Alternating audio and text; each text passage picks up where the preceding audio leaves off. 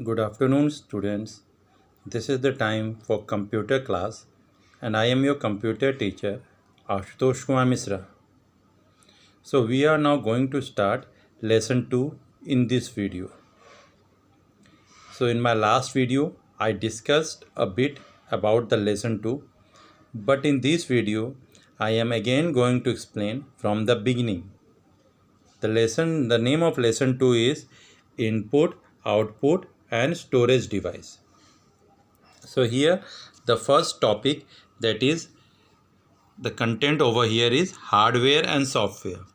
So in my last video I already discussed what is hardware and software. So the hardware comprises all the physical part of the computer system.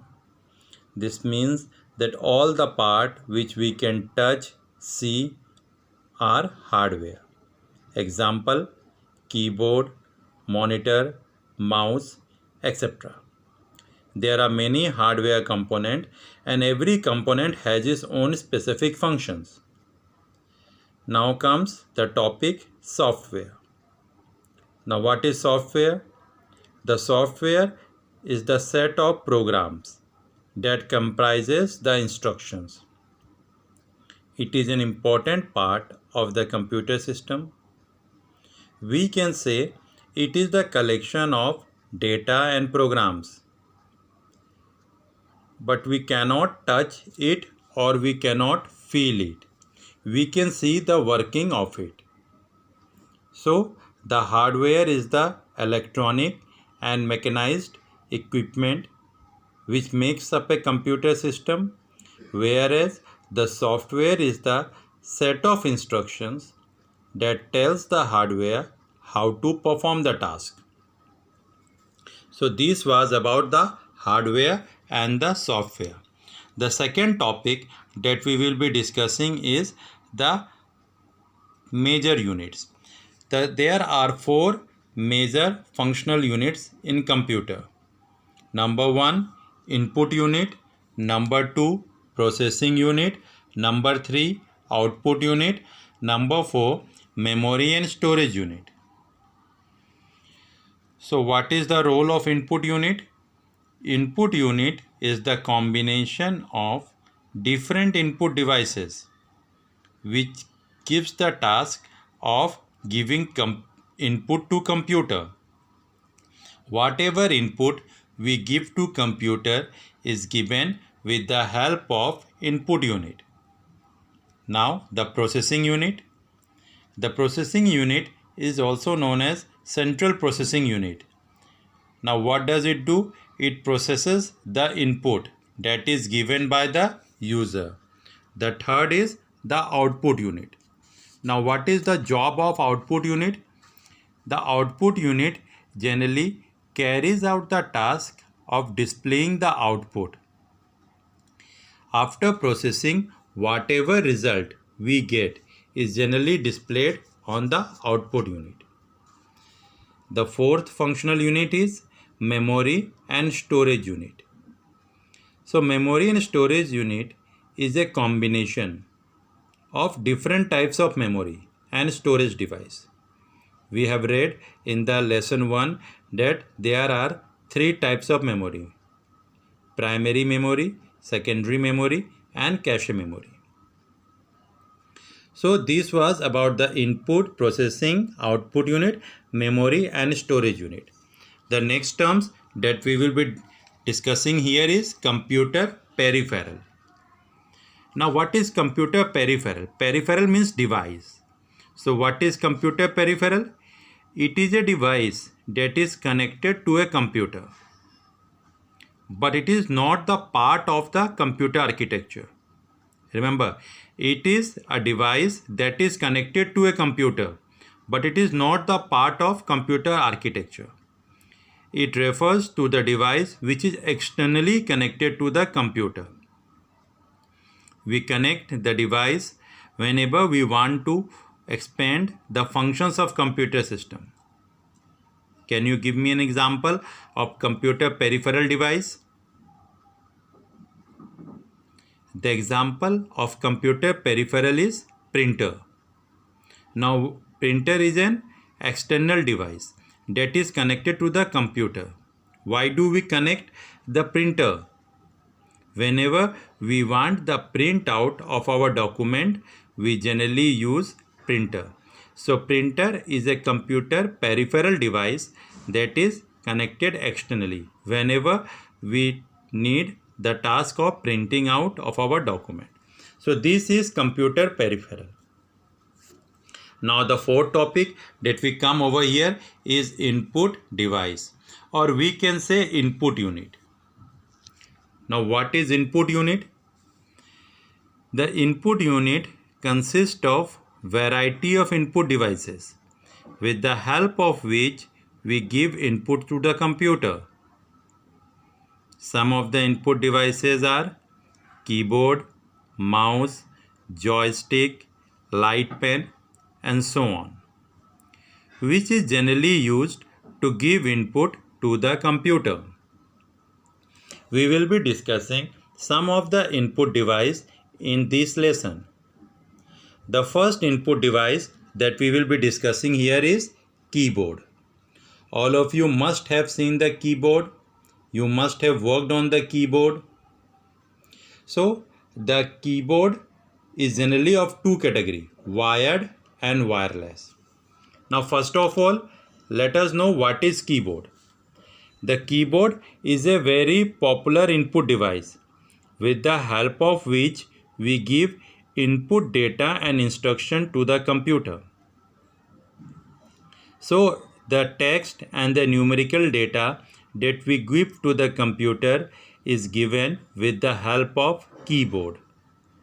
It is like a typewriter. In the earlier days, we have seen that the typewriter with the help of which the documents were printed. Nowadays also, even in the high courts or in Kachahari, we can see different persons working on typewriter. Their keys are hard and a lot of sound is produced. So here in the computer keyboard, it is similar to that of the typewriter, but with some additional functions. Like here are some extra keys, function keys, space bar, shift key, control key, arrow key, home and delete, page up, page down, etc. So the computer keyboard is divided into 3 or 4 parts. The first is of alphabet key, which consists of alphabet from A to Z. The second is the numeric keyboard, which is on the right side of keyboard. It generally consists of numbers from 0 to 9. The third is the functional key, which is on the top of keyboard. Here we have functional keys like F1, F2, F3 from F1 to F12. And each functional keys has its particular functions that are used on special occasions. Next, we have some special keys like spacebar, delete, alt, tab, control key, alt, and so on. These are some of the special keys. So the keyboard generally consists of two types, wired and wireless. We come to the first type of keyboard, that is the normal keyboard. All of us have seen the normal keyboard in our computer labs.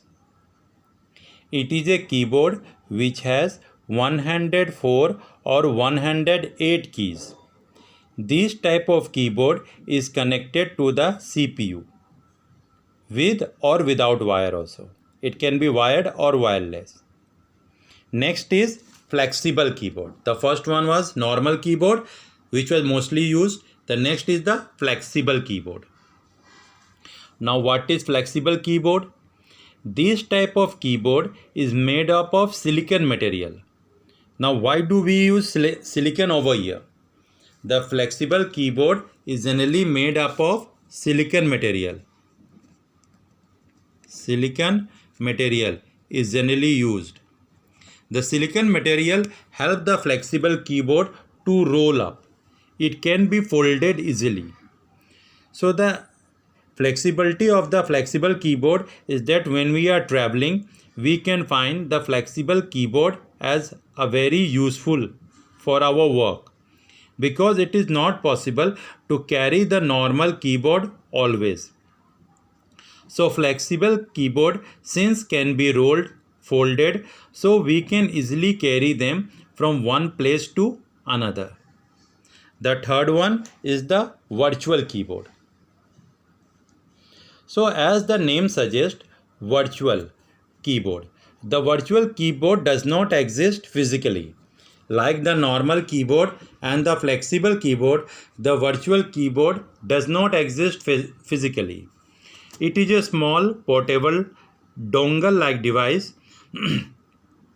It is a small portable dongle-like device that makes a keyboard on a dark flat screen with the help of laser beam. Whenever the laser beam strikes on a dark flat surface, we can find here the virtual keyboard. It works on any Windows based on PC, and we can have touchscreen also. We can change the size, the color and the transparency of the keyboard with just a single click. In fact, whenever the virtual keyboard is in full screen mode, it automatically resizes itself. It fits itself with the screen. Whatever be the size of the screen, the virtual keyboard fixes according to that side only. And here the laser beam is generally used on the dark flat screen to create the virtual keyboard. So next, the input device that are mostly used is mouse. The mouse is the next input device which is mostly used by all of the person. The mouse also comes in two mode, wired mouse or wireless mouse. Now the mouse comes under the category of pointing device. What is mouse? We can say mouse is a pointing device. It is a most popular and widely used pointing device. So the mouse became popular after the Windows came into use. In CUI environment, mostly we found the use of keyboard, but in GUI environment, we mostly found the use of mouse. In mouse there are generally two buttons, left button and right button. With the left button we can have a single click or a double click. A single click is generally used to select a particular file or folder, whereas in double click is generally used to open the application file or folder. This is done with the help of single left click. The right click of the mouse is generally used when we want to have predefined commands. Whenever we press the right mouse button, we have certain predefined commands. So there are various types of mouse that are used nowadays, like mechanical mouse, optical mouse, trackball mouse, cordless mouse, and so on.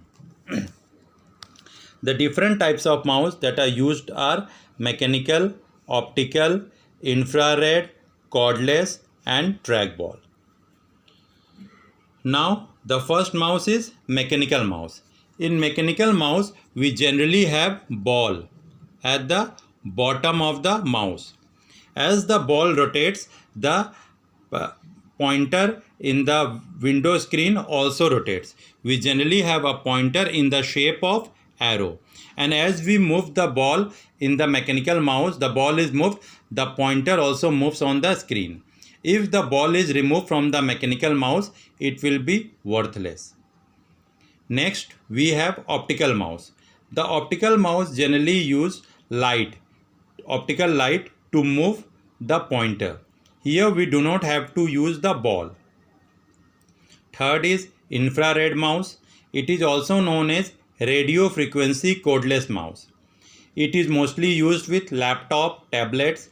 It is a wireless mouse. The fourth we have cordless 3D mouse. It is mostly used for gaming purpose. It has many buttons that perform specific tasks. Whenever we play the video games, we mostly use the cordless 3D mouse. It is a wireless mouse. The next mouse that we use is trackball mouse. It is also used with laptops and for playing games. So these were the 4 types of mouses that we mostly use: mechanical, optical, infrared, cordless, and trackball mouse. So this is the topic that we discussed in this video. The next topics will be discussed in the next videos. Thank you.